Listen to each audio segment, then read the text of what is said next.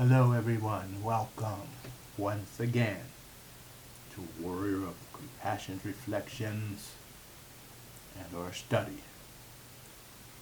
We're on course number 18, but first we have to wrap off the very end of 17. And so what we'll do is wrap up the end of 17, give you some exercises, and then do the first part of 18. If you have been doing these now, I know that you're in great shape mentally, physically, and spiritually.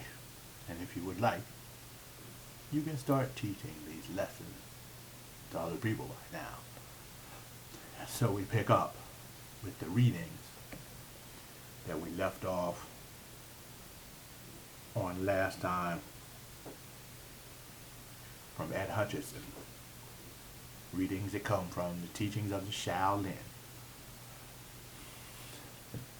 In science, when quicksilver is exposed to fire, it flies off. When lead is put into quicksilver, the quicksilver is stabilized and they combine to form a mass without volatility. Realizing this, one observes the way of controlling yin by means of yang. The human mind is mercurial and unpredictable.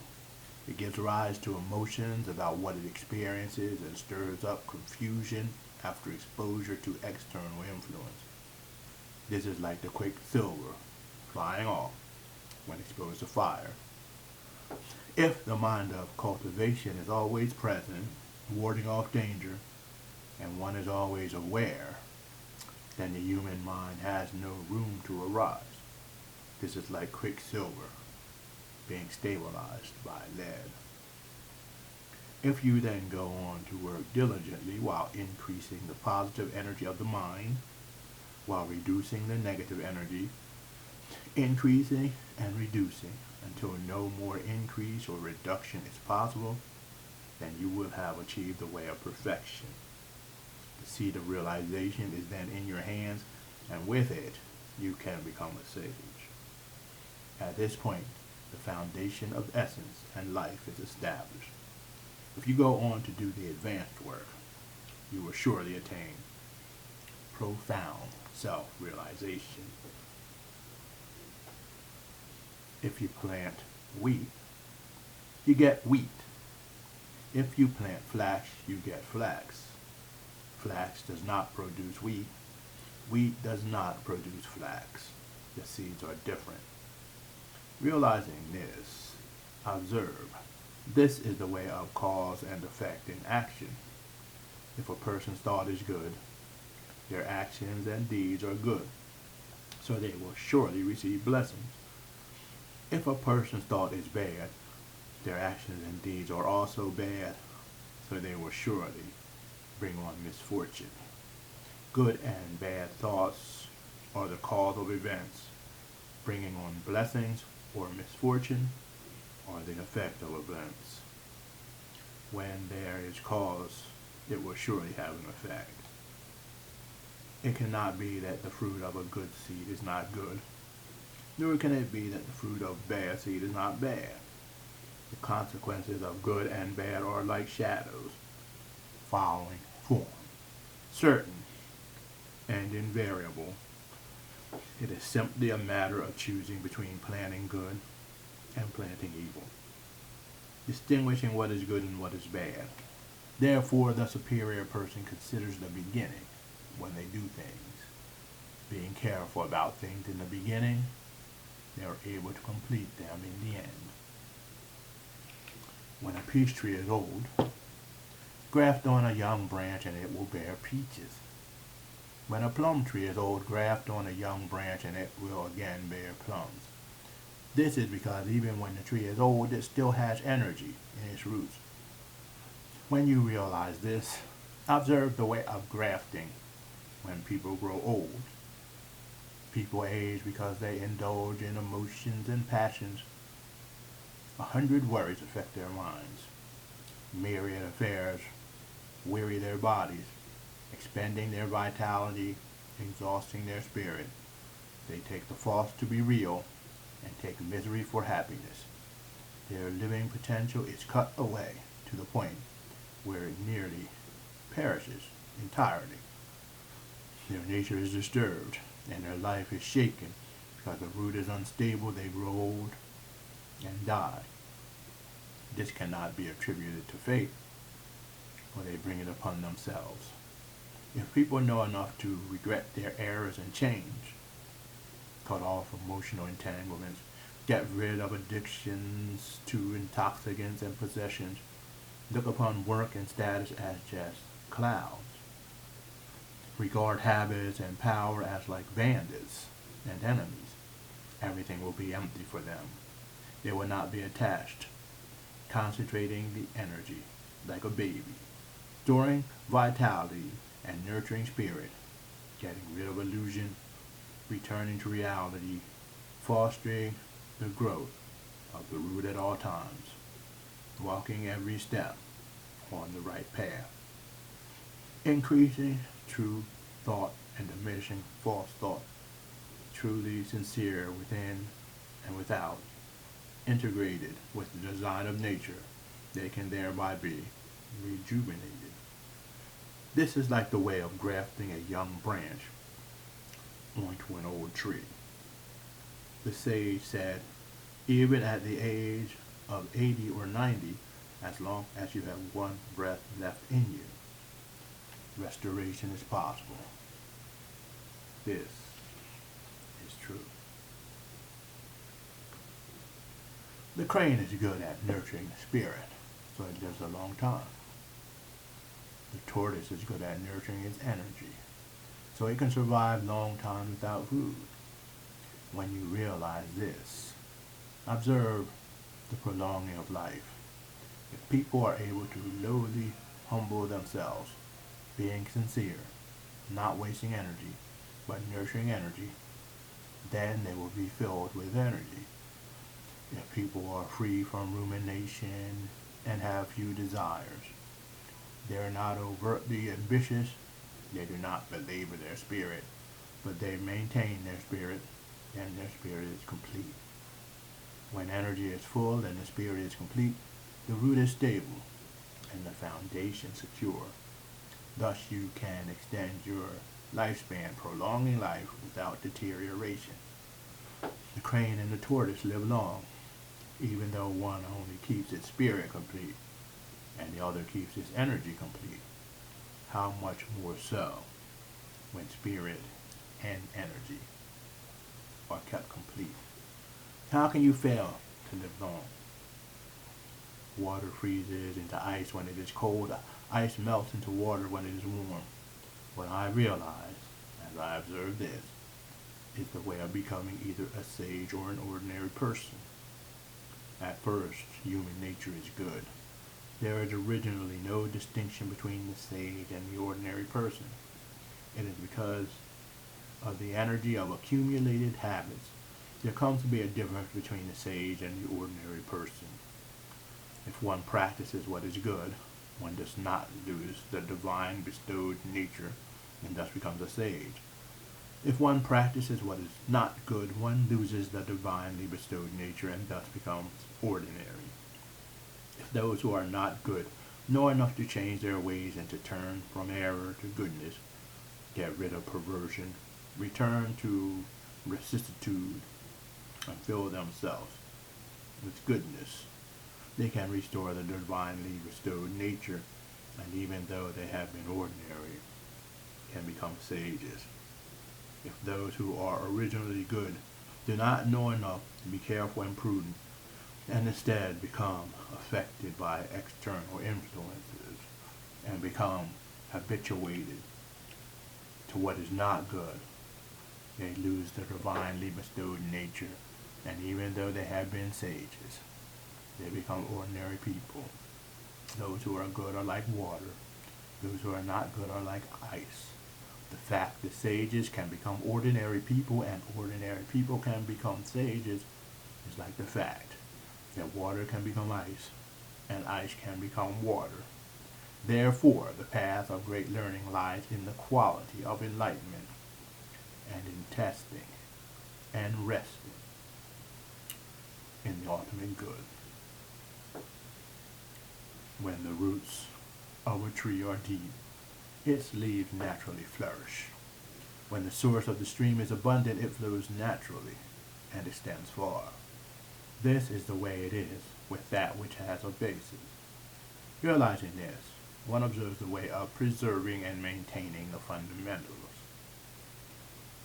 The original vitality, original energy, and original spirit of human beings are wellsprings of the essence of life. When the original vitality is undiminished, the body is complete. When the original energy is undamaged, life is secure. When the original spirit is unobscured, the essence is clear. When the body is whole, life is secure and the essence is clear. When myriad things cannot move you, creation cannot constrain you, your nature and destiny are up to you. This is like leaves flourishing when the roots are deep and the flow of the stream extending far, when its source is abundant. When the base is established, the way develops, the living potential is ever present and never ceasing. Most people, however, do not know enough to weigh and maintain the fundamentals. Instead, they act on the outgrowth, imagining falsely that they would thereby obtain the way. This is like looking for a fish in a tree. It will turn out to be in vain. The heart of the pine is solid. The joints of bamboo are hard. Therefore they do not wither in the cold of winter, but continue to flourish, even through snow and frost. Realizing this, one observes a way of establishing life through cultivation and discipline. If people can avoid what is shameful, be serious, sincere, and impartial, then their hearts will be solid.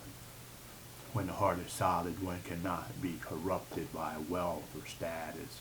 One cannot be moved by poverty. One cannot be suppressed by authority or by force. Dealing with events fearlessly, undisturbed by difficulty, the fortunes or misfortunes one may encounter are up to others, while the creation of life is up to oneself. If people can cultivate themselves and control their affairs, resting in the proper place, standing firm and unmoving, they will be regulated and strong. Being strong, they do not act in any way that is improper. They do not dwell on anything but the path. They do not do anything unjust, accepting the bitter along with the sweet, able to leave and able to follow, accepting both life and death, always responsive, yet always tranquil, not moved by things, firm of heart, and strong of discipline. One can therefore handle ease. One can thereby handle danger. One can thereby act. One can thereby rest. One can change adaptively, without hindrance, unfixed, set patterns, uninhibited in any way.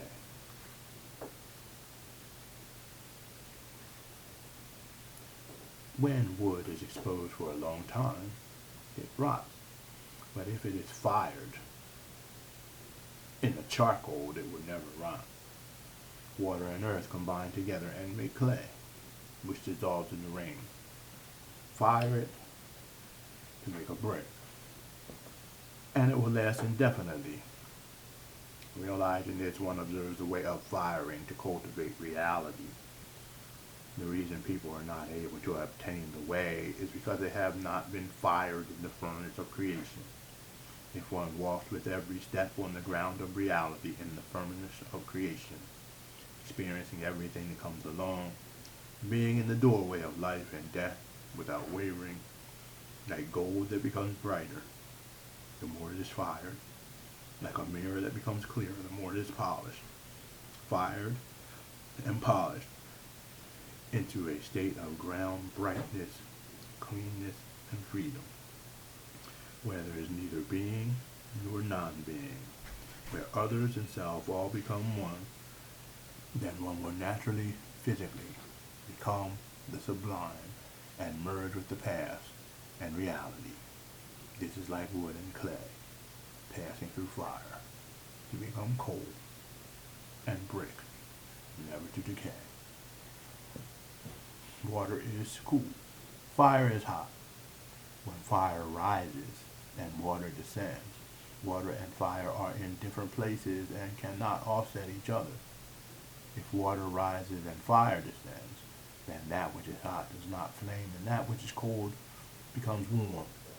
Realizing this, one observes the path of separation and joining of yin and yang.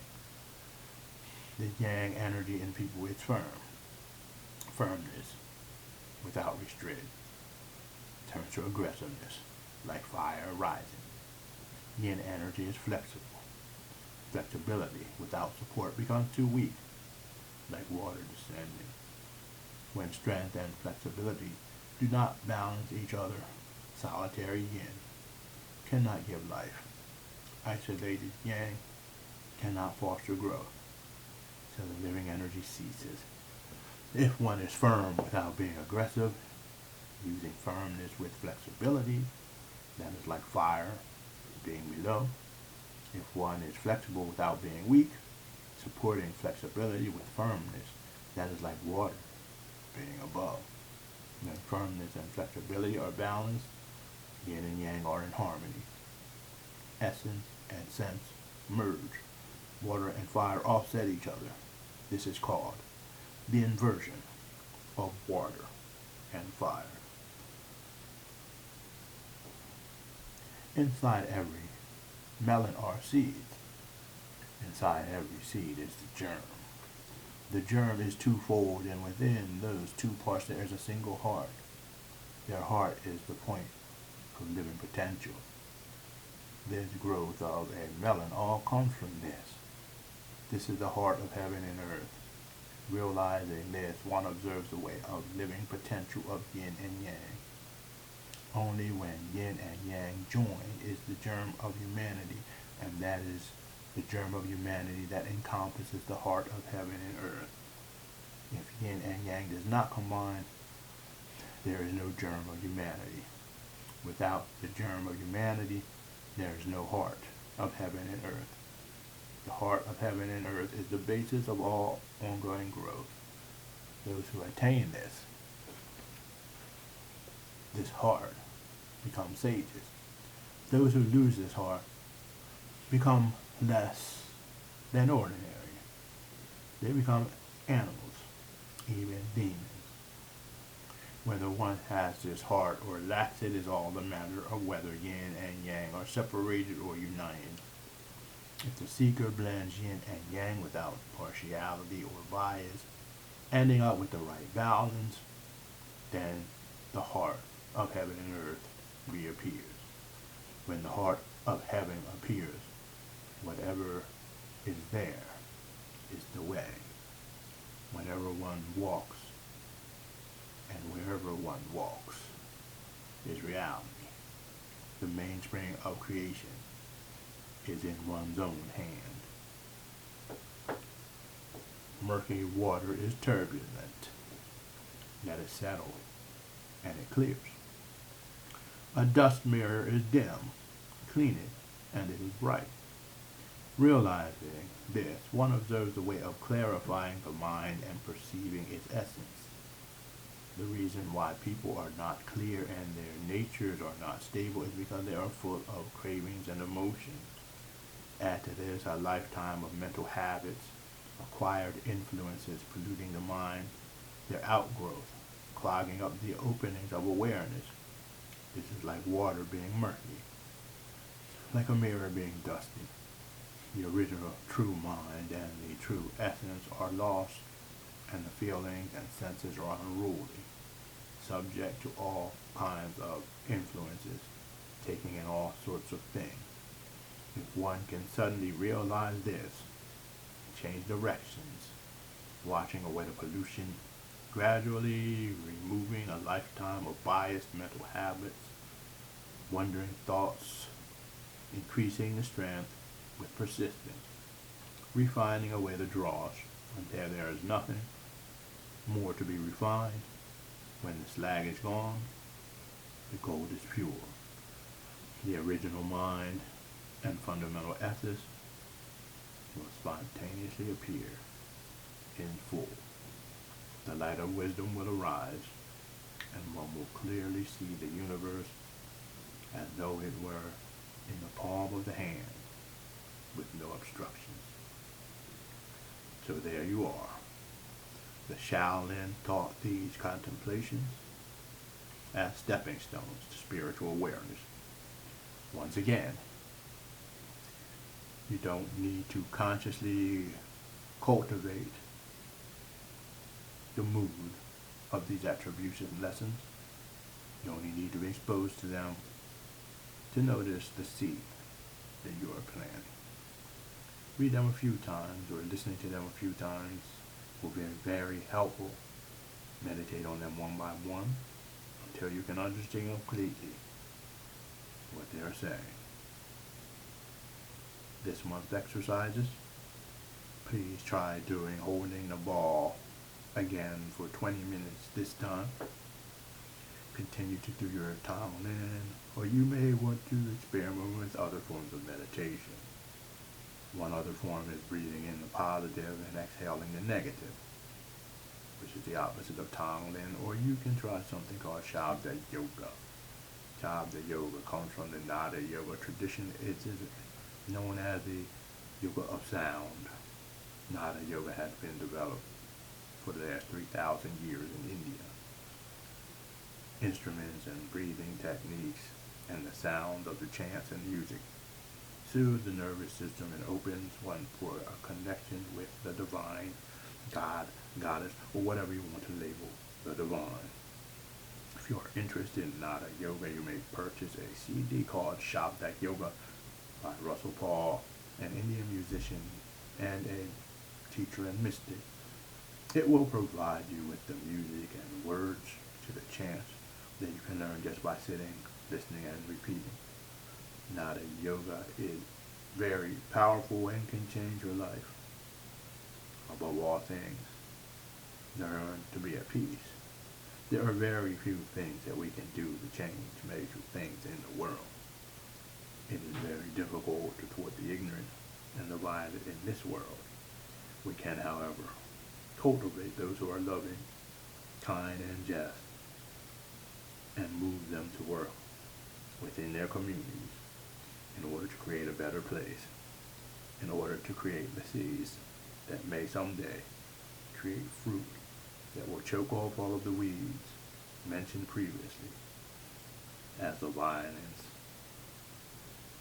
and the ignorance, so that this world can once again become a garden full of opportunities and full of joy. This is part 1 of study number 18, the introduction. We will read section 1 and then add the other section in a couple of weeks. Title of study number 18, The Universe is in Love. Introduction. I'm writing this WOCG in November. It is a new month, but we are still in the midst of autumn. The land is colorful. The light from the sun is soft, slanting at that strange angle that gives one a longing feeling. Ever so often, strong breezes whip up, carrying dried leaves and grass from fields to streets, across sidewalks, and to other fields. Ever so often, they carry seeds that will take root and become fertile in other fields. It is said that the universe is in love with diversity. The fact that these seeds move all over the place helps demonstrate that. We also send out seeds. Our seeds are our thoughts, our behaviors, and our attitudes. The way that we display what we believe for all the world to see. As we live our lives from day to day, we are giving off seeds. A smile at the right time can lift a person up from the depths of despair and help them be more kind and open. A frown can leave an already depressed person devastated and make them angry and bitter. In our freedom, there is awesome responsibility and opportunity, for the seeds we plant today bring forth the fruit that we will often reap tomorrow. As we go through our harry days, as we drive down the street struggling to keep up with the ungodly fast flow of traffic, or try to get around yet another traffic jam, and or a slow idiot, let us remember to think about the good things in life, even in the midst of the struggle. As we do this, as we begin to remember the good, and to take our eyes off of the pain and sorrow in our own lives, we will see and feel strongly that life is always miraculous and beautiful. Life is the embodiment of what we see and hear. Remembering this, that it is all about love and building relationships with the beauty that surrounds us will help us sow the seeds from which we will reap a brighter future. In order to be purposeful about the creation of a brighter future, it may be helpful to envision that future. What would you like to see? What would a future look like if it were ruled by love? Would a kingdom of heaven, or God is simply a metaphor for the rule of love according to John the Apostle, where he says, "Know ye not that God is love? Those who do not walk in love do not have God. If God is love, how can the rule of God not be synonymous with the rule of love?" What would the rule of love look like? Think about it for a few moments. What would that look like? What does your belief say that it would look like? Is your belief system something alive, or is it something that is just a philosophy that is separate from reality in life? This should not be the case for a warrior or a real teacher. To have a real belief system, it must come from and to life. It has to flourish because of the actions that we do in the name of that belief system. For a belief system to be valuable and meaningful, it has to translate into action or good fruit. What does it mean, therefore, to live under the rule of love, or to build oneself a true romance with the beauty that surrounds him or her? Can a person be anti-gay and walking in love? Can a person support legislation that will give them more of an access to good, and that will take away the little that his or her struggling neighbor has if he or she believes and walks in love? Can a person vote for politicians who spend over 50% of the budget on the creation of weapons when most people don't have medical coverage and homelessness is rampant, if he or she is walking in love and living in beauty? These are important questions and difficult ones. They cut through our Western socialization and go straight to the heart. The questions are pointed and sharp like a two-edged sword that cuts both ways. I remember a story in the book of Genesis in the Hebrew scripture. It said that humans were put out of the Garden of Eden, and that an angel was put at the gate with a fiery sword to keep anyone out. As you know, the metaphor of a sword was often used to represent the written word of God or the wisdom of God. Angels were understood as being messengers of God in the Hebrew sense. They were not necessarily spirits or things with wings. They were always strangers who appeared and carried messages from God. Perhaps this double-edged sword is related to the questions that I have raised. Perhaps the fact that living and walking in love in a capitalistic system cuts totally across our socialization and makes these questions a sword. The sword cuts through every belief that we have developed about competition, about people having to stand on their own 2 feet and pull themselves up by their bootstraps. It nullifies the nationalization that says that anything that needs to be done in the name of business or economic survival supersedes the morality system that we hold near and dear to our hearts. It breaks down the walls that we have built to help us not feel the pain of the poor and suffering while we struggle to keep our weight down because we have too much food while most of the world is starving. Life is ugly for people who struggle to survive. It is often more ugly for those who prosper off of the labor and suffering of others and recognizes that they do so. We try to turn away from the ugliness and injustice instead of facing it. But as a warrior, it is time for you to face the ugliness and decide purposely how you will react to it. Evil will not go away if we just ignore it. It is like building a house over a sinkhole. Eventually the house is destroyed. If one cannot get past the sword, one cannot enter the garden, but if one can get past the sword, one can enter. If one can get past themselves, the conditioned self, and begin to live in reality, one can enter the garden. What would this new Garden of Eden look like? Would there be hunger? Would there be poverty? Would there be lack of education or opportunity?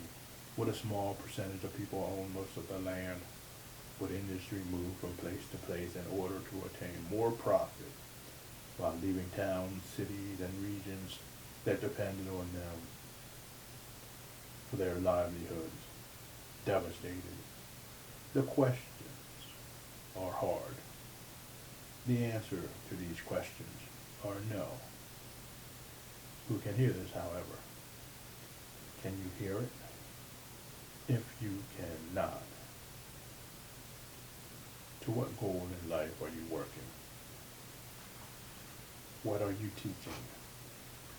Those who work to bring about change at such a deep level as the replacement of the might makes right Western philosophy that prevails in most of the world are radical.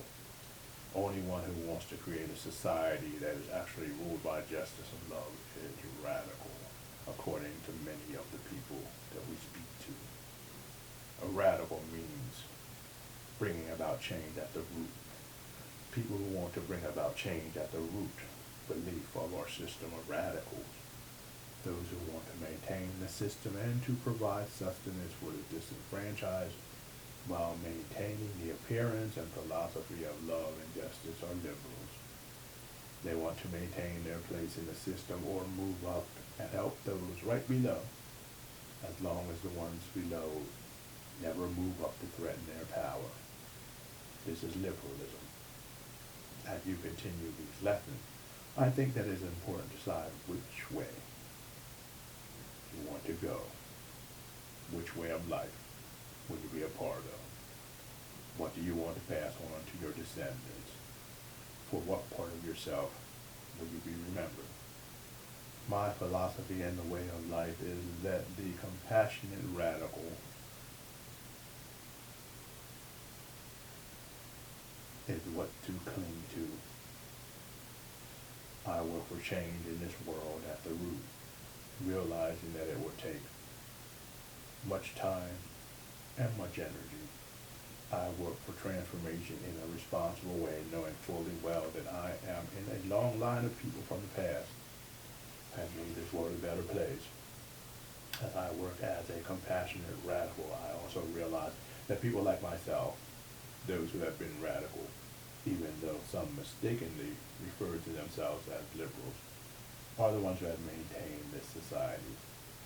The compassionate radicals have kept the haters of humankind at bay and have preserved and fought for the few liberties that we still have. I think that being a compassionate radical is the best thing that one can be. You, however, must decide what your political perspective should be. When this is done, compare it to the way that you think the world should be and the way that many religions describe the perfect world, and then ask yourself this question: that the theologian James Luther Adams asked himself, if I were alive during the development of fascism in World War II Germany, would anything that I am doing now have stopped the creation of the fascist government? Think about this before answering, and answer honestly. The fascists thought that theirs was the perfect world. It wasn't, because it didn't include everyone. If the answer to the question is no, I think that as a teacher and warrior, you should begin to change your views. For our actions spring forth from the belief system that is deep within our hearts. Paint a pretty smile each day, living as a blessing. Never let it fade away. It's all about love, as is written by Earth, Wind, and Fire.